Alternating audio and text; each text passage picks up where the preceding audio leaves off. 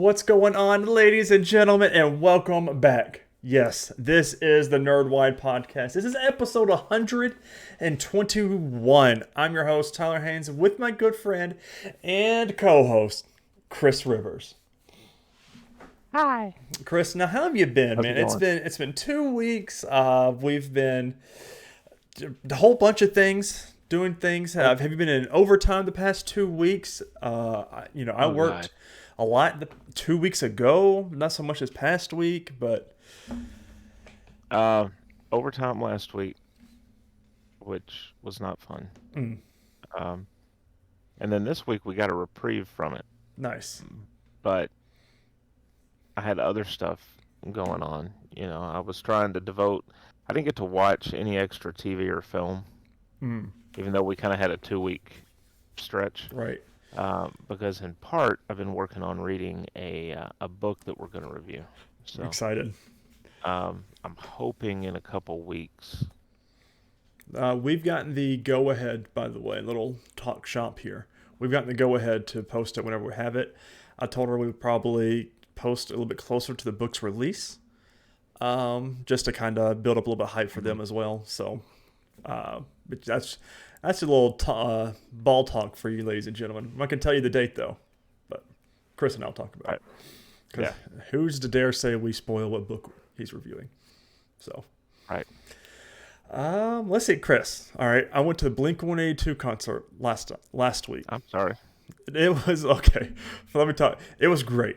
Okay, it was good. Yeah, on our scale, I give it 3.5 stars, almost four Yeah. stars. The pre-shows, like it just you couldn't hear them because there were rock bands that had the bass up too much, so you couldn't even understand what the singers were singing. And I was like, what's the point? And every time it would the drummers or stuff would hit that bass, like I would just feel it in my chest. I was like, oh my god, I'm an AFib again. But anyways, it was good. Blink 182 was great. I mean, they're old as all get out now. They've been around since the 90s, right now, early 2000s. And so I mean, a lot of them are a lot older. Travis Barker, insane, I mean, absolutely insane drummer. At one point was suspended up in the air, then was tilted his drum like this. One time he was blindfolded, still playing all these songs. I mean, he's phenomenal. I've been home alone the past 4 days, just me and the pups, and the family's out on a family vacation, doing some other things like that. So I played a lot of Final Fantasy 16. Finally beat it. Easily top 5 video game. Yeah. Not much else to say without spoiling it because it is a phenomenal game. And you don't have to play the first 15 to play this one. Just Well, that's good. FYI. Apparently they're Is all that's standalone, and I didn't know that. that's a lot of backtracking. Yeah, Yeah. it's a lot of gameplay. And a lot of them are like 100 plus hours, and I think I put like 30 something into this one. Yeah. But I don't, So when Travis Barker was in the air, did he pull the Tommy Lee and like rotate as he's drumming? yes. That's So like he at one point, because we sat stage was right here, and you got the front was over here, and we were on the left side of the stage. And so they would turn, go to the right side, and then go back to the center, and they would turn, come back to this side, come back to the center, and play just for us. It was nice. Well, no, I mean Tommy Lee back in the day was in a cage like that, right? Hmm. And he literally like they rotated him. Oh, upside down? Oh Yeah. yeah, no, this was just 180. Oh, okay. No. No, Yeah. they didn't do any of that kind of stuff. But his drum set did come in from the ceiling. Oh, So that's cool. that's pretty cool. I was like, oh, That's how are they going to just set this up? And it came from the ceiling. I was like, that's just because he didn't want anybody else playing it, and he was like, "Well, yeah, just don't suspend touch mine my up drum here." set, Step Brothers. Quick housekeeping for everybody. We have recorded a couple episodes of Nerdwide Reacts. We did the Invincible Season 2 trailer. San Diego Comic Con's going on right now. A whole slew of news for that. And then there Ooh. was the Marvel second trailer came out, which was probably the last one, and we reviewed we reacted to both of those. So make sure you are watching them. Don't forget to subscribe to either our YouTube or podcasting service of your choice. If you enjoy the show, make sure you leave us a thumbs up on YouTube or give us a good rating on whatever podcasting service you do use. If you don't enjoy what you see or hear, make sure you leave us a comment down below. Let us know what we can fix, what's wrong, what's bugging, things like that. Am I too loud? Is Chris too soft? Is Chris too loud? Am I too soft? Etc., etc., etc. We don't know about these things unless you tell us. We can't fix them if we don't know if it's broke. So, other than that, Chris, I haven't been watching any TV either. I've been in a bit of slump right now. There's not anything that's holding my interest. I even started The Witcher, and I was like, I want to go back and rewatch all of the first 2 seasons because I don't remember anything that's happened. Because odds are I'm not going to watch after season 3 when he leaves. See him for. Yeah, so I'm just not about that life. And Jamie is like, because I asked if she wanted to watch season 3 because she's watched the first 2 seasons with me. And she said, no. She says, I know that Henry Cavill's leaving and I really just don't care. I'm like, fair enough. And apparently there's been like a huge dip in viewerships. And everyone says that's why. But I don't know. But other than that, I haven't really watched any TV. So. Well, I mean, I would say, and I haven't watched it, right? But I would say it's probably a combination of that and what he warned the producers about in the first place, which was stick to the source material. Mm-hmm. If you don't, I'm out. So. And here we are. Poor Henry Cavill. They did him dirty in so many things. I'm talking to you, DCEU. Anyways, Secret Invasion, Episode 4. This is from 2 weeks ago, titled Beloved. Again, everything's directed by Ali Salem for The Secret Invasion. We're going back to ReviewGeek.com by Arnav Srivastava. So we briefly turn our attention to, let me put all the bugs up. We briefly turn our attention to 2012, right after the Avengers' heroics in New York.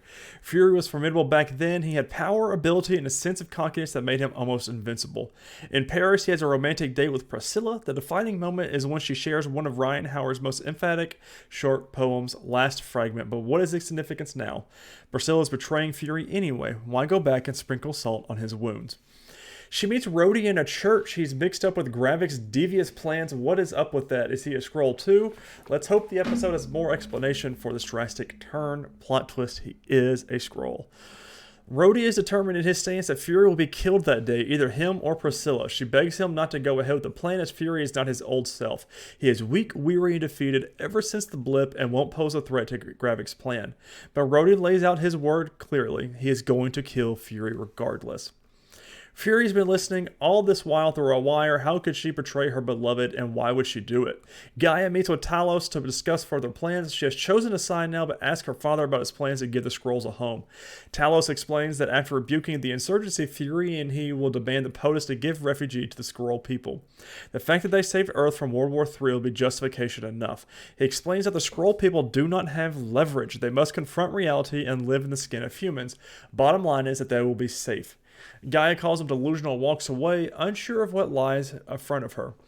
Fury confronts Priscilla with her plan to kill him when she comes back home. He calls her the greatest mistake of his life, but even so, he would do it all over again. There is pain and love in his voice clearly, and that is unbelievably convincing. She tells him the story of Dr. Priscilla Davis, the dead human whose skin Vara has taken. Vara chose Priscilla specifically to get under Fury's skin. She tells him that Priscilla gave her the skin on 3 conditions, the most significant being that she wouldn't hurt Fury. They both recite Last Fragment together and shoot each other at the same time. The screen fades to black, and they both miss purposefully, indicating the strength of their love. Fury then leaves her in a bittersweet moment. Cracked me up a little bit, though. He says, I don't know what did he say? He said, I don't know if this means we're divorced or if we're, going or it's complicated or something like that. He's just walking out. Yeah. It's kind of a little funny one-off little divorce joke there. Turns out that Rhodey is indeed a Skrull. Fury knows this and confronts him at his hotel. Rhodey's imposter understands the game well enough by now. He puts on the video where Gravik, who has taken Fury's form, kills Maria on camera from the very first episode. He asks Fury what would be able to explain this to a jury. It is leverage against his own vulnerable position. Fury knows it and backs down, leaving the room. Meanwhile, Gravik and the other Skrulls are building on their plan to put the world's superpowers against them. This time, the plan is even bolder. Gravik really wants to take this situation by the scruff of its neck. The POTUS lands in London and his convoy heads towards a meeting with the British Prime Minister. This is a setup as Gravik and his men are waiting up ahead to intercept them. The fake Rhodes informs Gravik about the location of the president, and the attack is on an unprecedented level. Rocket launchers are used to target the helicopters and vehicles. The hits are not the helicopters, the vehicles. The hits are quite bad, but President Ritson remains alive. Gravik and his men are grappled down from a chopper, conversing in Russian, convince the Americans that the attack was orchestrated by them. Talos and Fury close by and aid the efforts to fight back. It is utter chaos all around as everyone's bamboozled with Fury's presence and appearance. The duo focuses on getting Ritson out safely. Talos uses his bare hands and lands many punches to break the glass window. A bullet hits him and half of Talos' body starts changing into a scroll form, but he does not stop and successfully gets Ritson out. Fury takes Ritson to safety, and Talos, who is now fully in Skrull avatar, is helped by a U.S. soldier. But it turns out that soldier is indeed Gravik. He stabs Talos in the chest, and Talos instantly collapses to the ground. Even though Fury shoots Gravik's face off, he regains his shape in the same way that Gaia was resurrected with the Extremis. The machine has made these Skrulls almost invincible. Talos' lifeless body lies on the road as Fury drives away with Ritson to safety. Man, what an episode. Like, this was a almost non-stop, just great episode, especially the fact that Rhodey is a Skrull. So this brings into the whole question, for how long? I don't think, personally, I don't think it's been since Civil War. In Civil War, he was, injured and everything, and Tony Stark would have known if he was a Skrull. Because he had to fix his legs and everything else, but I was texting a buddy of mine, and he thinks it was post-blip. So when he came back from the blip, they think that that's when, after that whole battle and everything, is when. Like, they're saying that he was at the funeral, but after the funeral, it's been a Skrull ever since. Are we sure the real Rhodey even came back from the blip? Let's see. That's a good question, Tim. And when it comes to Secret Invasion, that's what makes the comic series of this so good and so much fun, is because you don't know who and how long. And like and the heroes is who it is in the I think Iron Man's a Skrull for all of it, and it's just much the Avengers are, and it's all planned. It's really, really good. Which goes back to what Fury's told people a couple of times. He doesn't want the Avengers coming in because he doesn't want the Skrulls to impersonate them. Mm-hmm.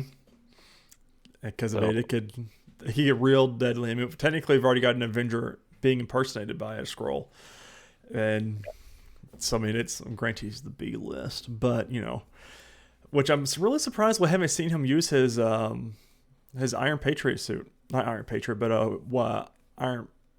God, why can't I think of his name right now? We've been watching it. Rhodey's suit. Yeah, Iron Patriot's right. Yeah, but that was Iron Man 3. I'm trying to think of his gray one, because he had the gray one in Infinity War Endgame. War Machine. I'm curious why he hadn't called that in yet. Or had any of that technology with him. Because if I'm Rhodey and I've got a suit, I'm going to be using things like Iron Man does in like Civil War with the gloves and things like that. So, do you think we see that happen when maybe Garrick goes too far in the finale, and for him to tolerate it, and so he calls on the Warhammer suit to defeat him? So, I mean, I could see it. I mean, I don't know. I'm curious to see or what War happens. Machine. I think I said Warhammer. That's okay. I like it anyways. I'm going with it. I was running with it, Chris.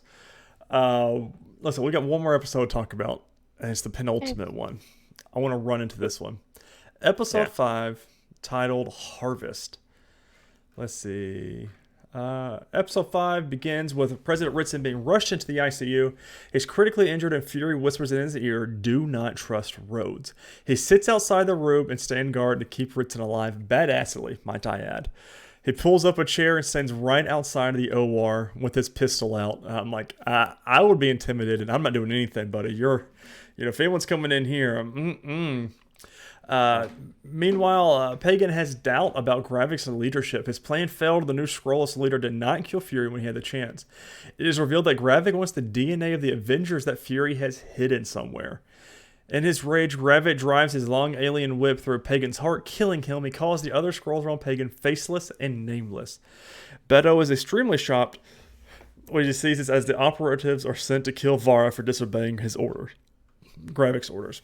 Gravik also calls Rhodes, which is the Skrull, and asks him to keep Ritson alive. The leader wants Ritson to think about the scrolls were behind the think wants Ritson to think that the scrolls were behind the attacks with the Russians, even as the news channels broadcast Talos' heroic acts. Rose is instructed to show Ritson the new Skrullos in Russia, as well as to further drill the belief into him. Fury puts a gun on Rhodes' neck when he comes to the hospital, but Fury cannot do anything to show Rhodes is a Skrull except to kill him. To his utter shock, Rhodes has already put on the video where Gravik has Fury killing Maria. The news goes viral within hours.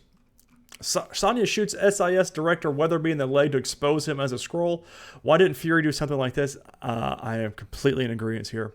Because he would have been killed. That's what I think is like. If he would have shot, then the guards would have killed him instantly. And Well, anyway, after he's exposed, he gives up the location of Dr. Rosa Dalton. Gravik is attacked by the rebelling Skrulls, including Beto, but he's too powerful even for all of them. He publicly murders Beto as a message not to question any more of his actions.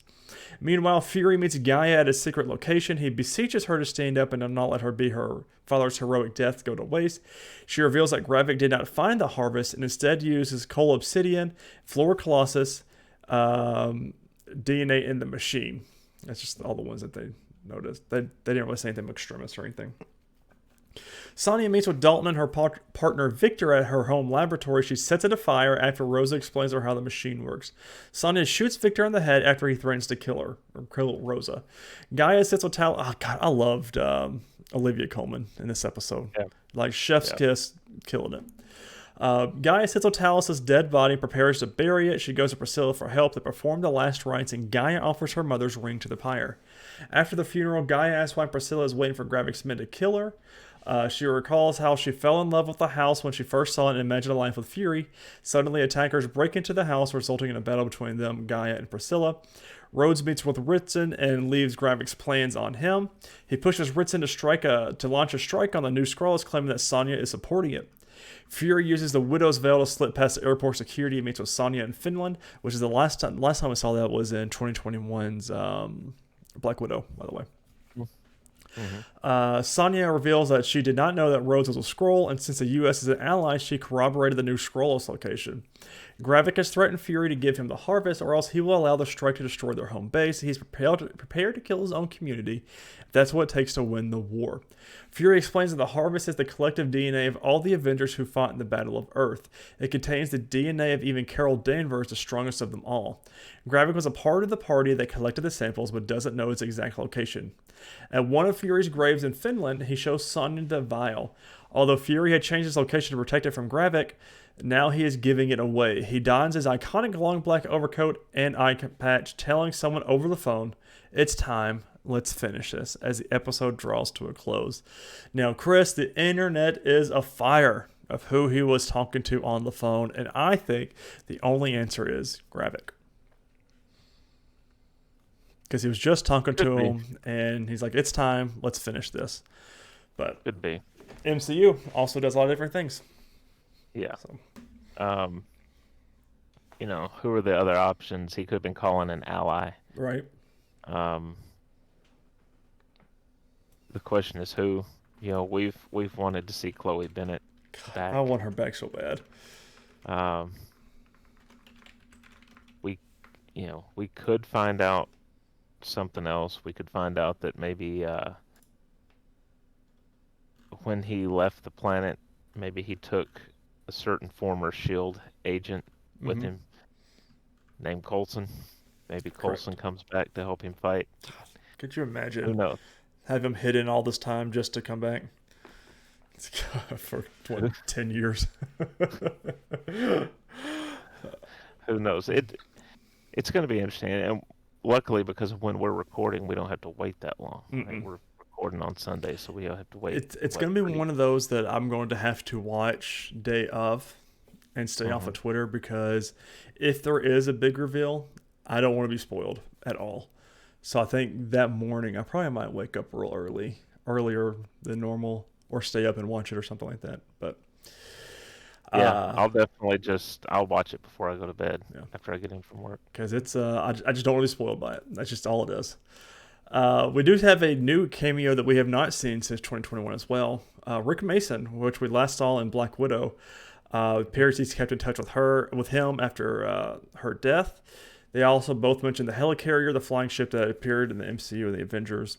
We talked about the Windows Veil, Nick Fury's grave. We did see that. And this week's episode, we're going to talk about the Winter Soldier. We did see one of his grave sites there as well, which he does have all over the place. And that's about it for Easter eggs. Not a whole lot of crazy stuff Yeah, this episode.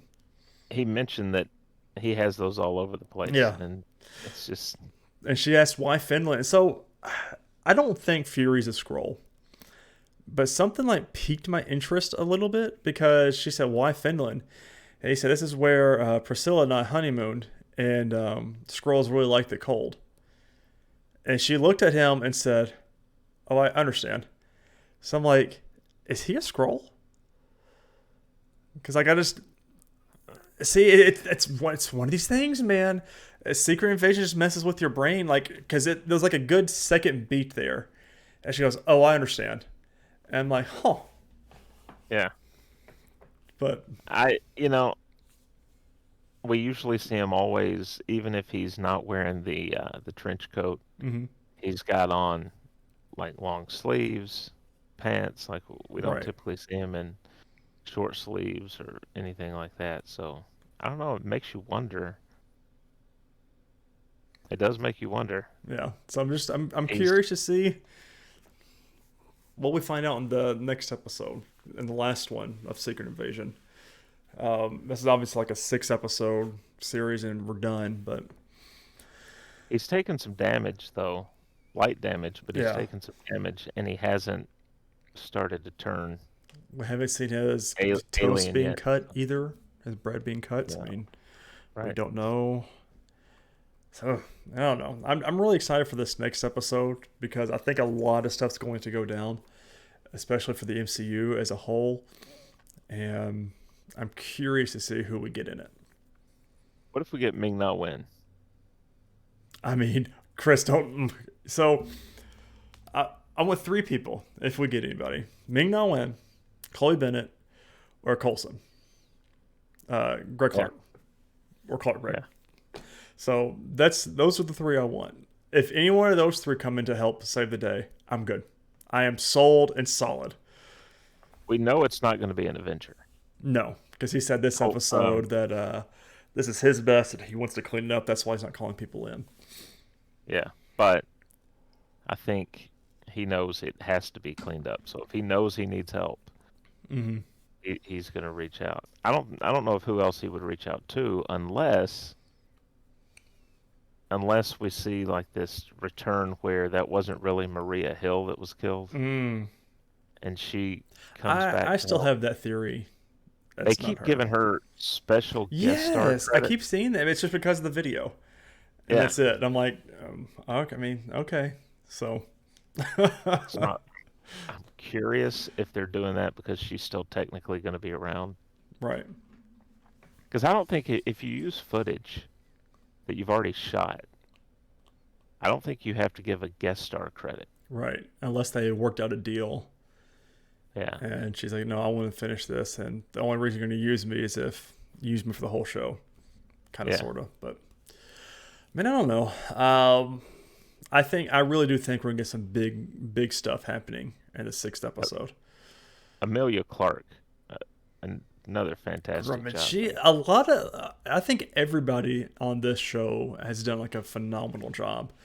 And it's been a lot of fun watching. Like the fighting scene with Amelia Clark and Priscilla was really well choreographed and really well done. I was like, oh, cool, we got backpacks. What are these spy things? It's just different ways to hold ammo and guns and stuff. I was like, it's simple and it's what a spy would have in a bug out pack. And it was just very cool. They all know what to do and know how to use it. Not really any much danger for Amelia Clark because if she gets shot, she's just going to come right back to life. But now I'm sitting thinking about that. I was like, but so now who all knows that she's a Super Skrull now? You're dead because everyone thinks she's dead. Like Gravik and them think she's dead. Yeah. Well, everyone that knows she's there is dead now too, though. So I mean, nobody else knows she's there. And Priscilla doesn't know she was killed, correct? Right. I don't think anybody knows she was killed. I don't even think Fury knows, unless she told people. But Right. there's gonna be a lot of stuff that happens next week. Yeah. I can't wait. All right, let's talk about this. My Adventures with Superman, episode 3 and 4. I'm going to Wikipedia for these. They're as quick and fast as all these are. Episode 3 is titled My Interview with Superman, directed by Jen Bennett. Lois attempts to interview Superman, forcing Clark to figure out a way to help her while protecting his secret identity. However, she and the interns are also forced to contend with the Daily Planet's established Scoop Troop reporters who took credit for their Superman story. Steve Lombard, Cat Grant, and Ronnie Troop. I loved that little entrance of them into the room. It was so tough. Yeah. Meanwhile, 3 operatives from the criminal organization Intergang obtain technology left over from Willis's fight with Superman. Taking the names Mist, Roughhouse, and Silver Banshee, they attempt to rob Metropolis's largest bank using an unstable ice cannon. While fighting Intergang, Superman develops his heat vision powers and discovers the cannon is powered by another crystal that gives him visions of an invading robot army. After defeating Intergang, they're secretly taken by Wilson's organization. Eventually, Superman accepts an interview with Lois where he tells her that he is still figuring out who he is, but is committed to saving people. However, Lois later tells Clark that she suspects Superman is lying, to his dismay. So, I thought the villains for this episode were really cool, and really, for 23 minutes, they were really fleshed out, and I liked their story of it all, and their powers, and their little fun stuff. What's I just thought it was a good episode. Got his heat vision finally. What left we have is his breath power and potentially super hearing. I don't know if he's gotten any of that yet though. We know flying strength, heat vision, X-ray vision. Does he have X-ray vision yet? I don't know. I was trying to remember. Yes, he does because he looked through and saw Lois and Jimmy through the building. Yeah. So we know he has that. I don't know. I guess he's got hearing too. So just the breath is all we've got left. Rhymed a little bit. Episode 4. Let's go to Ivo Tower, you say. Directed by Kiki Manrek. Perry tasked the interns with covering a gala held by Dr. Anthony Ivo, the CEO of Amazotech. Familiar with the allegations of Amazotech's illegal activities, Lois discovers several attendees she believes to be corrupt, while Clark stumbles upon Ivo in the midst of an argument with Amazotech chairman Curtis regarding the board of directors' desire to vote him out. Clark attempts to interview Ivo, but he has security throw him out. After Lois helps Clark sneak him back in, they find a secret room containing similar technology that Wills and Intergang used. They later glimpse Ivo demonstrating the parasite. Woo! Got talking too fast and tired myself out. They later glimpse Ivo demonstrate the Parasite 1.0 armor, which is awesome, by the way. I thought that looked really cool. An attempt to drop Curtis out of a window. Clark becomes Superman to save Curtis while Ivo traps the attendees in the Amazo panic room. Again, also very cool. So he can fight Superman one-on-one. Realizing the armor absorbs energy from his attacks, Superman stops directly fighting Ivo with Lois and Jimmy's help, draining the suit's power. Before removing Ivo from it for arriving paramedics after the armor drains his own energy, leaving him deformed. The interns return to the secret room but find it empty. Later, Lois reworks her Superman evidence board using articles involving sightings in Kansas and starts to believe that Clark is Superman.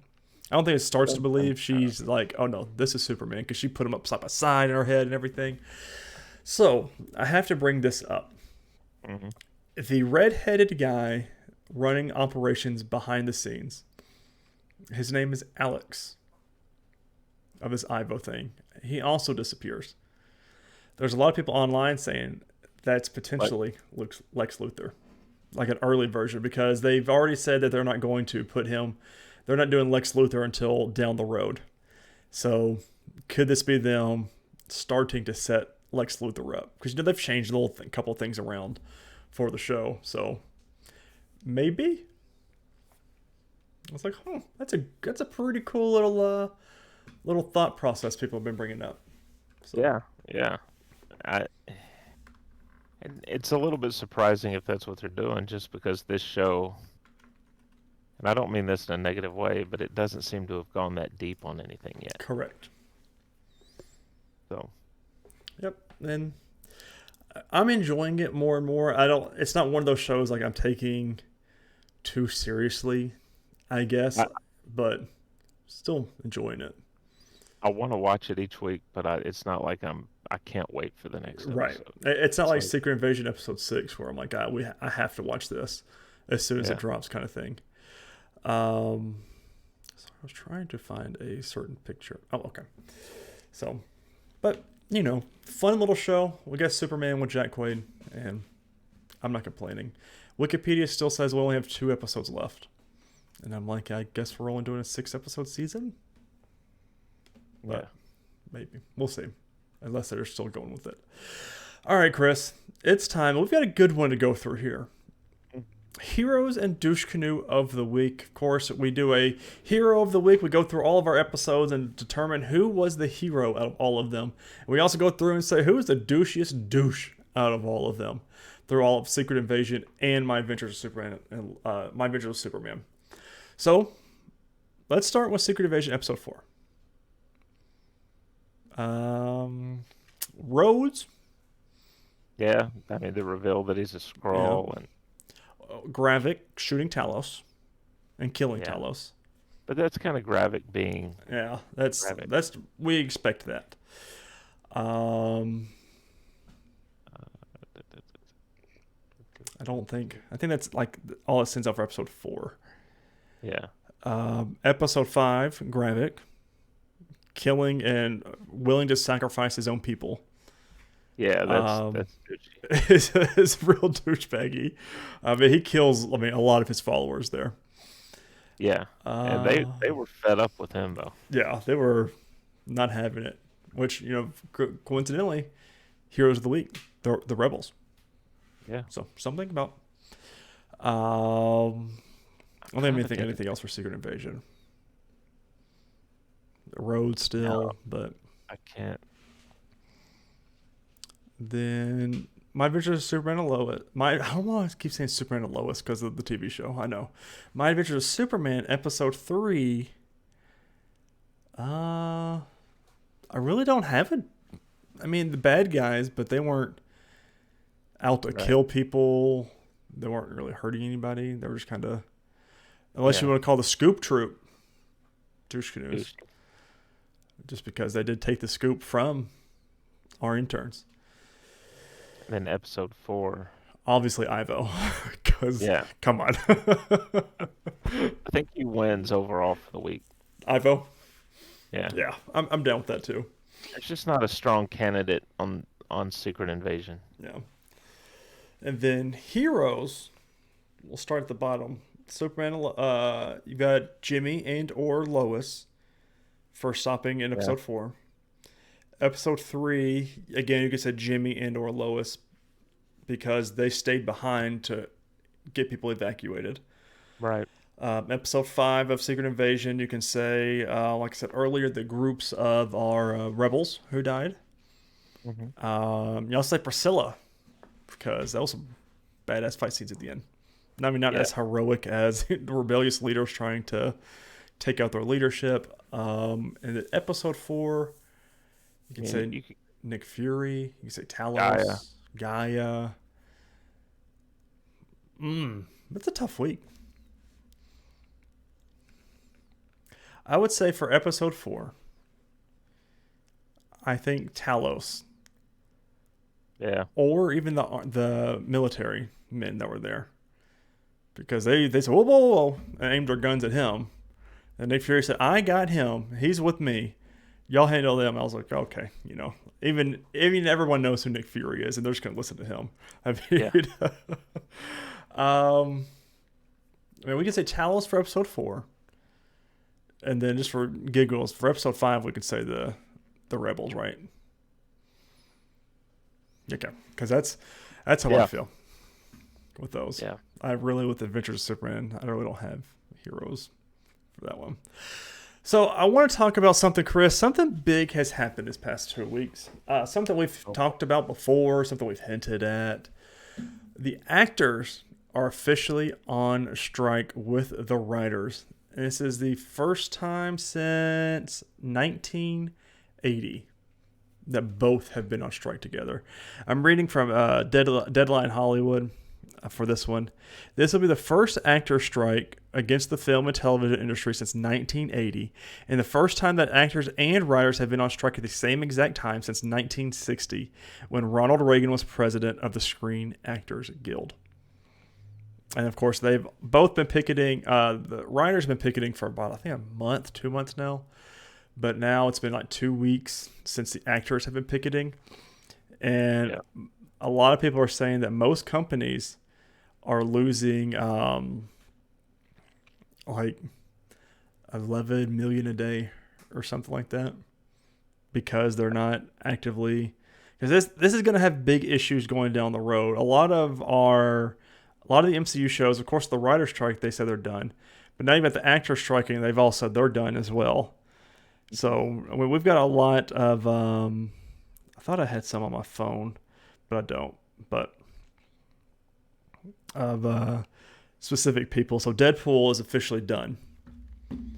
I think the only thing filming right now is A24 Studios, which they are paying their people what they're supposed to be paid and all that stuff. Like one of the actual good guys. So like one of the only studios doing it from the Actors Guild. They said no, they're actually treating us how we're supposed to be treated. So we're going to continue filming A24 stuff. They're the ones that Everything Everywhere All at Once and some of the other Oscar nominated ones. Deadpool is done indefinitely. I think Game of Thrones, the spinoff, House of the Dragon, they're in between season 2, but since they're not a part of the Screen Actors Guild, they're not striking overseas somewhere like that. So it's very weird. But everything in post production is fine. But going forward, we're done. Like even like the Oppenheimer people, Cillian Murphy, they walked off the red carpet. I'm like, good for these guys, you know. It's just so, man, they're having a banging week of a premiere week. I was reading where NBC has set themselves up okay. They've got 4 shows. Quantum Leap is one of them. But they've already filmed a number of episodes for season 2. They've got enough where if they take the occasional week off, they can get through the end of the year. Mm-hmm. I can't remember what the other established show was, but then there's 2 new shows. One stars Jesse Martin, best known for Law and Order and The Flash. And then the other, I'm trying to remember who was in it. It was someone else from one of the shows that we watch. But they've 2 new shows that they've already filmed their freshman So they're not going to be for. hurting for a while then. No, they'll have at least 4 hours of programming a week that they'll be able to put out there, so they could spread that out over. The late night shows, they're still showing reruns, right? No, because I think they're back, aren't they? Right? Maybe. I know Jimmy. I think Jimmy Fallon's back. So I've been doing some reading about some of this stuff, and some of it's really, really just wild. First off, a story broke the other day that outside of Universal Studios in Hollywood, it's been. I've seen some things like this. There's been some. So there was a stretch of sidewalk where there were some ficus trees. It was just outside the Universal wall, and that's where a lot of actors apparently had gathered to picket. And all of a sudden, the ficus trees got topped, so there's no shade there now. Mm-hmm. And Universal owned up to doing it. They said, we do it every year. And the city manager said, no, they don't. Those ficus trees are city property. We have them topped every 5 years, not every year. So the unions, both unions for the writers and the actors, have already filed a grievance against Universal Studios. As they should. Yeah, they basically they're making it hard on them to be out there and picket. And it backfired.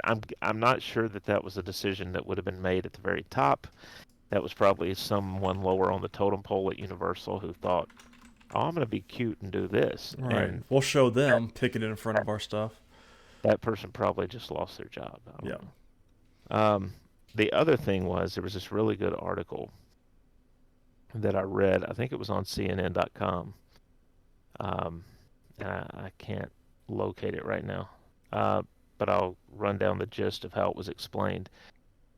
One reason actors and writers and directors are wanting new deals, basically. Um, and it's basically how the studios do their accounting when it comes to especially theatrical releases. So what they'll do is when they decide they're going to make a movie, they create an entirely new company Mm, to oversee that picture. So each film is going to have a new company created that will make that movie. So it's almost like a subsidiary, right. right? And the main studio will fund that business. Business will then make the movie. It goes out, it gets released, they take in all the money from it, and at that point, they will pay back all the bills that they owe, and they'll see what they have left. Well, then whatever they have left, the studio will come in and say, we're going to take that to recoup our marketing that we did for you for this movie. Hmm. So that's why you'll hear a lot in Hollywood where they'll say, well, no, that movie that had a box office of $800 million, it didn't really make any money Yeah. because they take that net profit or the not the net profit, but the gross profit, and whatever's left, the studios just take it. That's why the big successful actors will say you take a part of the gross, Hmm. not the net, because if there's not going to be a net. So if you have a deal in place where you get 10% of the net profits, you're not going to see Mm. anything. But if you take 10% of the gross, you'll get Actually a get good chunk something. of money. Yeah. Yeah. Um, but it's shady accounting, and people are starting to wonder now that this is making its way out if these Hollywood studios are about to come under fire from the federal government. Oof. Which is going to delay a lot more other things, and so it's just, oh god, it's a very unfortunate situation. These guys need to be paid what they're due. That's all it is. Like, they need the residuals. A lot of actors have come up and said, used to you could survive, at least a week for residuals and things like that. There was a director who directed one of the Oscar-nominated films this past year. Said that I directed that movie and then went back to work for Uber Yeah. because I didn't get any money from it. I was like, this is one of these Oscar-nominated films, and you went right back to doing Uber. Yeah. Come on. There's I can't remember the actress's name. They shared something on social media. They had been involved in two hit TV shows, Mm. and the residuals for one, the residual checks that they get total, I think, I want to say it was like $3 and change, It's and ridiculous. then the residual checks for the other show, they get like $30. Mm. So they're not making No. anything off these residuals, It's and not this what it is used to be. It just makes no sense. And this is the streaming world. yeah, It's like the Wild West, and the studios love it because they have all these loopholes. I mean, I'd say either just be done with the streaming services, or like some people are saying that this is going to be the death of streaming services. And I'm like, I mean, it's a possibility, but I don't think it's the death. I think eventually they'll, especially like as we get closer and closer to holiday season, and the strike is still going on. This people are going to start seeing it like, oh, we're losing a lot of money, Yeah, and it's I don't just I don't dumb. think streaming's gonna die. I think if anything, they'll find ways. They'll get creative with their accounting. Do you think the prices will go Uh, up? I could see it. Because I can't pay. So, as you know, the viewer and watcher, I have like every streaming service there is, and I can't do it. Like, everyone keeps going up almost yearly on their prices, and I just can't do it all anymore. So, it's going to have to be, I'm going to get selective. Like Disney Plus, I'm going to have to cancel it until one of our shows comes on, and then re up it. Same thing with Netflix. I don't think I'll ever cancel. I don't think I ever can cancel. Um, but all the other ones just canceling until I need it again because Yeah, it's I think that's what a lot of people have gone to. yeah. Is I'll keep maybe two or three that I want to Mm-hmm. watch on a regular basis, and then everything else I'll just resubscribe when I want to. Um, or if you're like some of us and you have physical discs, you just, Oh God, let me don't listen. Let me just start about this one. Have you seen what Disney's doing? That this got huh, released today. Um, yeah, today. A steelbook for WandaVision is being released in September. I'm ecstatic, right? really? However, it does not come with disc. What? Does not come with disc. Whether they Nope. just sell you a code in the I box that's on your shelf. I guess that's all it says. It comes with the steel book. I'm trying to put it into focus there, and some No old discs? postcards. That's it. No disc. So What the hell? it depends on the price, though, Chris. If I buy it, See, that's the thing, though. I You're gonna buy know. it, and then they're gonna be like, "Look, That's it the first sells." MCU. You see, and that's the problem because I'm on that Steelbook subreddit, and people are like, they'll keep doing this, and people buy it, and I'm like, yeah, but but it's physical media needs to stay, and I mean, obviously, God, it's ridiculous. Anyways, releases this week, Monday, July 24th. Futurama's newest season makes a return on Hulu. Thursday, July 27th, the Twisted Metal series starts on Peacock. I will not be partaking in that. I'm sorry, Anthony Mackie, but that looks like hot street trash. And then Thursday, July 27th, the second half of season 3 of The Witcher comes on Netflix. So, Henry Cavill's last episodes. And that's all we've got. Sorry, I'm just reading the article about WandaVision not coming with disc. You had to Google it, didn't you? It's Uh, terrible, man. I can't stand it. I can't stand it. Oh. I don't understand. Only 1,250 of the steelbooks are being made, and they're going to retail for nearly $90 each. Okay, never mind. Did not know that. I will not be getting a steelbook. 1,200. Uh, Come on. that's insane.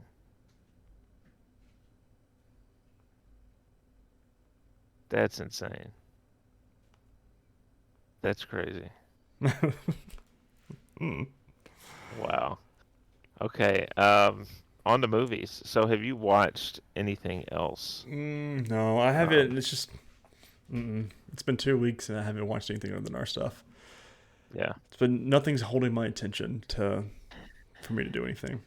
It sucks. I mean, I think I told you before I really wanted to watch some other stuff, but you know, things have been crazy and I've had other stuff I needed to get to, and I've got some movies that I really want to see. Mm. Um, Are we that I gonna have physical. Are we gonna Barbenheimer it up next weekend? I'm not gonna watch Barbie. No, I will. I do want to watch Too Oppenheimer. woke for you, Chris? Op- Is that what it is? Is it too woke for you with their feminist actions? no, Oh, okay. she's never a Barbie Just not fan. interested in it. I don't see a reason now.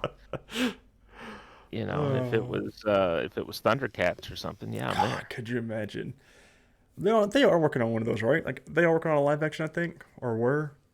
No idea. There's so many rumors to get started on Right. stuff and it just falls apart. All right, so we had two two MCU movies that we're gonna talk about in our rewatch run here.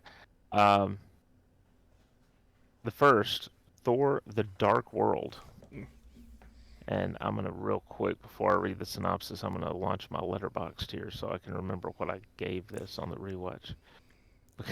It's been a Full while. the Dark World. There it is. I apparently didn't rate it. There we go. Huh? I gave it 3 stars. Boop. I gave it three as well. Let's do this. So I'm going to run down the plot real quick. And again, I usually pull these from Wikipedia. Sometimes there's inaccuracies in here, but it's the most detailed. Usually IMDb doesn't have. Yeah, there's a general synopsis. Yeah.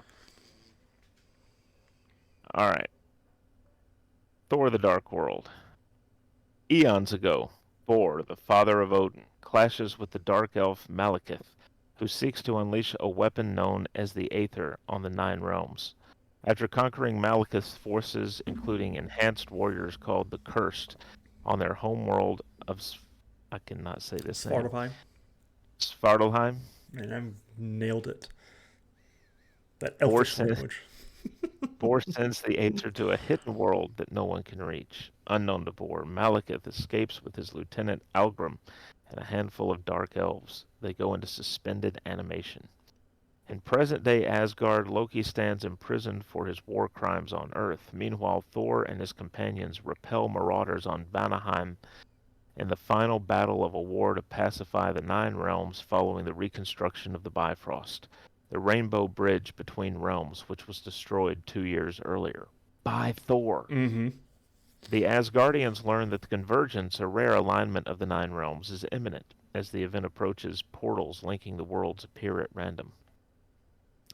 In London, astrophysicist Dr. Jane Foster, yay, travels to an abandoned factory where such portals have appeared. Foster's teleported to the hidden world where the Aether is stored, and it enters her body. Thor finds Foster and takes her to Asgard, where Odin warns that the Aether will not only kill her, but herald a catastrophic prophecy. Malekith, awakened by the Aether's release, attacks Asgard searching for Foster. Thor's mother, Frigga, is fatally stabbed protecting her. Thor enlists the help of Loki, who knows of a secret portal to Svartalfheim. Nailed it. I mean, I nailed it, so. where they plan to confront Malekith in return for vengeance on Malekith for killing their mother. On Svartalfheim, Loki tricks Malekith into drawing the Aether out of Foster, but Thor's attempt to destroy it fails. Malekith merges with the Aether and leaves as Loki seemingly dies while killing Algrim. Thor and Foster reunite in London with Foster's mentor, Dr. Eric Selvig. They learn that Malekith plans to plunge the entire universe into darkness by unleashing the Aether at the center of the convergence in Greenwich. Thor battles Malekith across multiple worlds and helps his mortal comrades use their scientific equipment to transport Malekith to Svartalfheim, where he's crushed by his own ship. Thor returns to Asgard, where he declines Odin's offer to take the throne. After he leaves, Loki is revealed to be alive and impersonating Odin. In a mid-credits scene, Volstagg and Sif visit the Collector and entrust the Aether to his care, commenting that with the Tesseract already in Asgard, having two Infinity Stones so close together would be unwise. As they leave, the Collector states his desire to acquire the other 5 stones. In a post-credits scene, Foster and Thor reunite on Earth. Finally. Yeah. Easter eggs for you. We see a Cronin at the beginning of the movie. It was the same rock people from Korg. Eric Selvig's chalkboard at the beginning of the movie has a number of Easter eggs, including 616 universe. Each different universe in Marvel Comics has a number to distinguish it. The primary MCU is known as 616.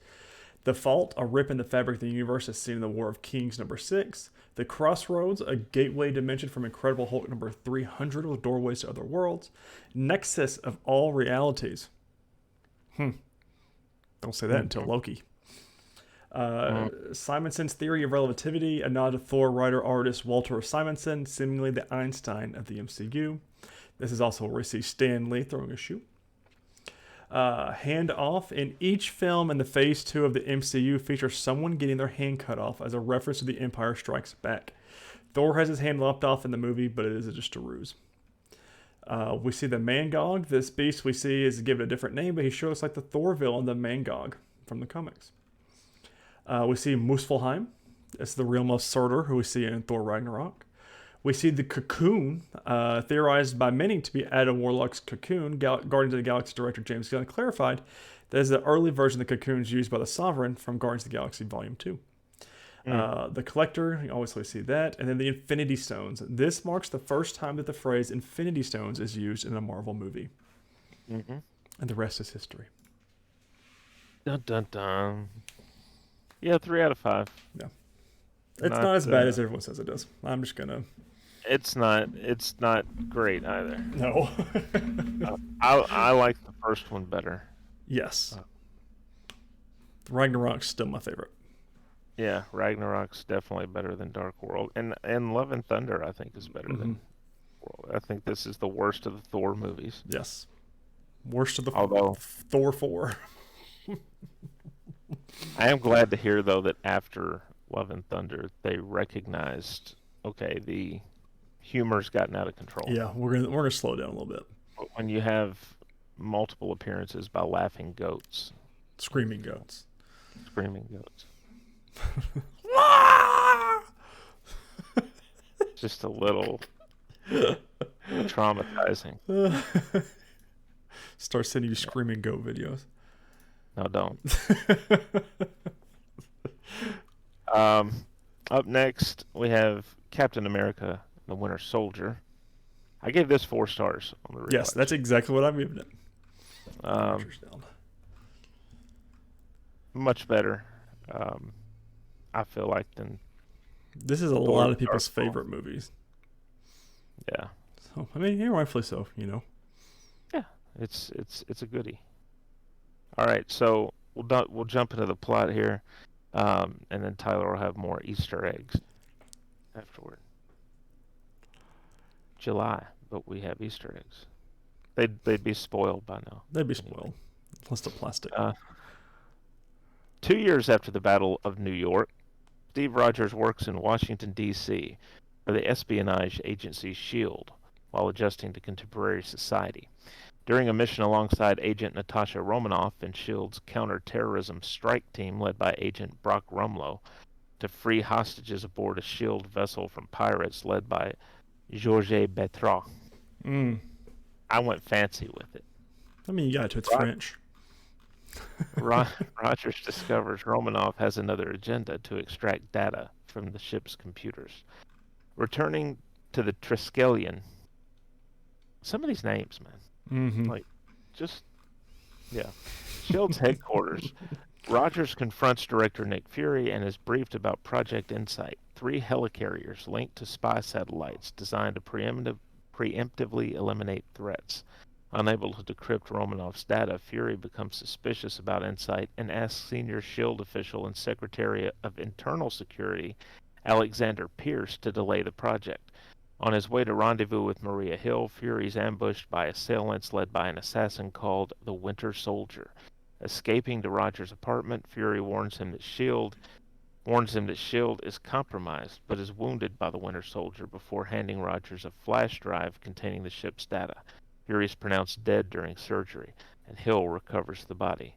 The next day, Pierce summons Rogers to the Triskelion. When Rogers withholds Fury's information, Pierce brands him a fugitive. Hunted by Strike, Rogers meets with Romanoff. Using the data, they discover a secret S.H.I.E.L.D. bunker in New Jersey, where they activate a supercomputer containing the preserved consciousness of Arnim Zola. Zola informs them that after being captured by Rogers during World War II, he was recruited to S.H.I.E.L.D., where he secretly reformed Hydra within its ranks, sowing global chaos to make humanity surrender its freedom in exchange for security, using the Winter Soldier as their primary assassin. The pair narrowly escape death when a S.H.I.E.L.D. missile destroys the bunker, and realize that Pierce is Hydra's leader within S.H.I.E.L.D. Rogers and Romanoff enlist the help of VA employee and former USAF pararescue man Sam Wilson, whom Rogers befriended, and acquire a powered Falcon wing pack used by Wilson while he was in the Air Force. They capture S.H.I.E.L.D. agent Jasper Sitwell, a Hydra mole, forcing him to divulge that Zola developed a data mining algorithm that can identify individuals becoming threats to Hydra. The Insight helicarriers will sweep the globe using satellite-guided guns to eliminate them. Sitwell is killed in an ambush by the Winter Soldier, whom Rogers recognizes as Bucky Barnes, his longtime best friend previously thought dead. He had survived due to Zola's experimentation and has been repeatedly brainwashed and cryogenically frozen to perform Hydra's missions. Hill manages to extract the trio to a safe house where Fury, who had faked his death, plans to sabotage the helicarriers by replacing their controller chips. After the World Security Council members arrive for the helicarrier's launch, Rogers broadcasts Hydra's plot to everyone at the Triskelion. Romanoff, disguised as one of the council members, disarms Pierce. With the Fury veil. arrives. Yeah, with the veil. Fury arrives and forces Pierce to unlock S.H.I.E.L.D.'s database so that Romanoff can leak classified information exposing Hydra to the public. Following a struggle, Fury fatally shoots Pierce. Rogers and Wilson storm two helicarriers and replace the controller chips, but Barnes destroys Wilson's suit and fights Rogers on the third. Rogers fends him off and replaces the final chip, allowing Hill to take control and have the vessels destroy each other. Rogers refuses to fight Barnes in an attempt to reach his friend, but as the ship collides with the Triskelion, Rogers falls into the Potomac River. Barnes rescues the unconscious Rogers before disappearing into the woods. With S.H.I.E.L.D. in disarray, Romanoff appears before a Senate subcommittee to defend her and Rogers' actions, while Fury, under the cover of his apparent death, heads to Eastern Europe in pursuit of Hydra's remaining cells. Rogers and Wilson decide to find Barnes, while Rumlow, who is a Hydra agent, is hospitalized following the Triskelion's destruction. In a mid-credits scene, Baron Wolfgang von Strucker, at a Hydra lab, proclaims that the Age of Miracles has begun as scientists examine an energy-filled scepter and two test subjects, one with superhuman speed, the other with telekinetic powers. In a post-credits scene, Barnes visits his own memorial at the Smithsonian Institution. One of my favorite post-credit scenes was the introduction of Quicksilver and the Scarlet Witch.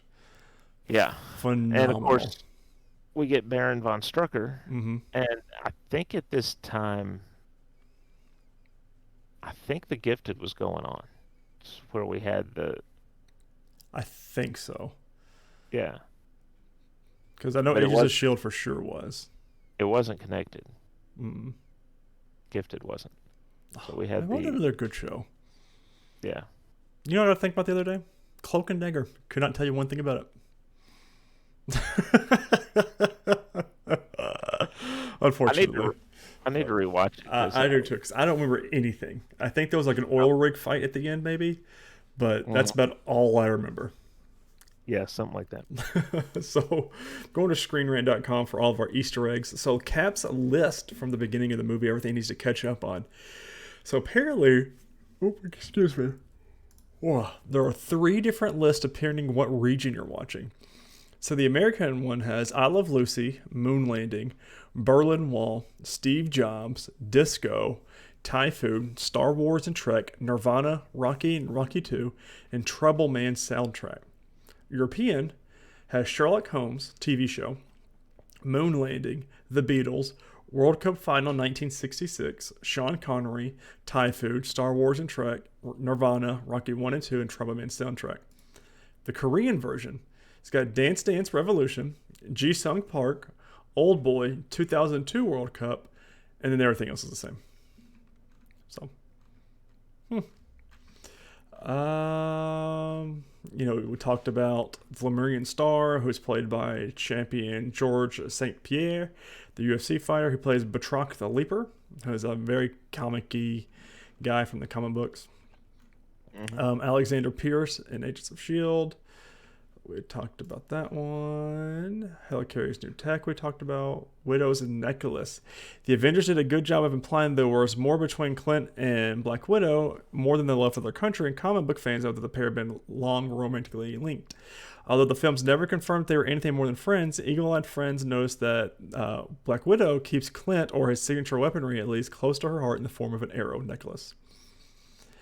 The Shield Punch is from the comics. Trying to think. Zola's Transcendence. We see him. He plays a big villain in the comics. Creator cameo. Marvel had weathered a few attacks in the past for not giving proper credit to the creators and writers, but that is most certainly not the case with the Winter Soldier. So when directors Joe and Ansari first signed on for the film, one of their first orders of business was a face-to-face meeting with Ed Brubaker, the author of the original Winter Soldier. But the reverence did not stop there, as viewers will notice a goateed, bespectacled technician brainwashing the Winter Soldier in the Battles of S.H.I.E.L.D. That's Brubaker in the flesh, getting a chance to see his own creation brought to life. Pretty cool. Senator Stern, we've seen him in numerous films. And Hail Hydra. Sitwells drops the Stephen Strange reference. It's the first time we've ever gotten him, which is pretty cool.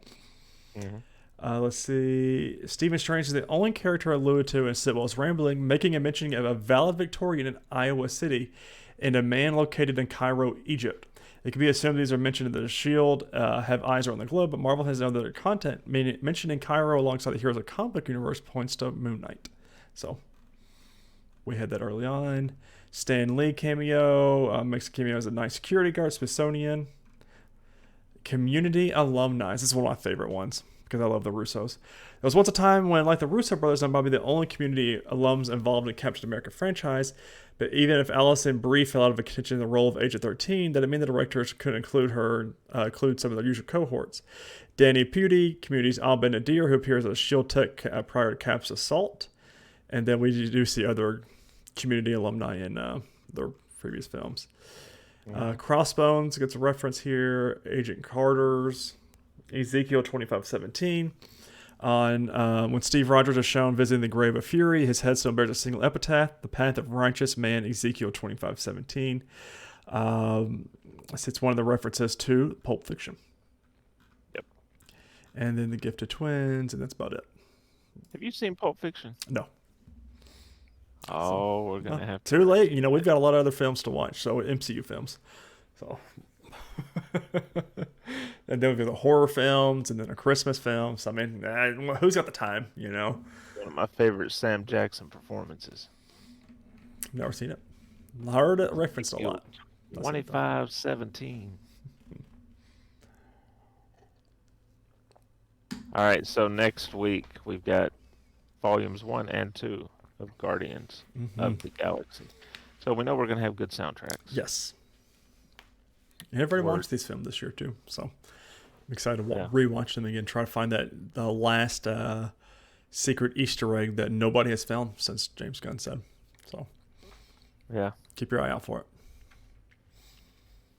True. Look for a bunny rabbit.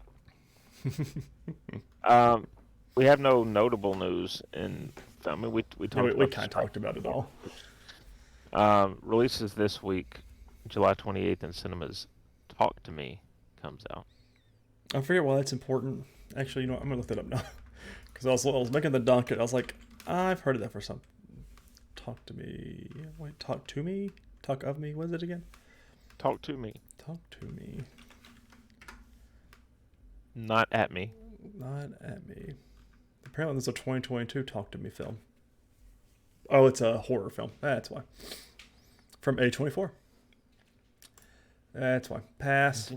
Anyways, ladies and gentlemen, thank you so much for watching and listening to this episode. We hope you really enjoyed our Secret Invasion and My Adventures of Superman breakdown. Don't forget, we do have some new episodes up on the Nerdwide React channel of the Marvels and Invincible Season 2 teaser trailer. But again, thank you so much for watching and listening to this episode. Don't forget to share it on your favorite social media platforms, and don't forget to rate and review on all your favorite podcasting services. On social media, you can follow Nerdwide on Twitter right now. I mean, it's about to be called X. At nerd_y. You can follow me personally at Ty_Haynes. And you can follow Chris at MaffTN7 on Facebook, whose name is not changing. You can find us at nerdwide.com, Nerdwide Podcast, Nerdwide. Just type us in the search bar, the first group page that pops up. Follow us on any one of those for any kind of scheduling changes or any kind of important news we need to relay to you guys. That is the quickest way to find those out other than in the episodes themselves. But ladies and gentlemen, that has been this week's episode of the Nerdwide Podcast, and we cannot wait to talk to you about the finale of Secret Invasion. Make sure you watch it on day of, so you don't get spoiled. But until then, we'll see you next time. Later, guys.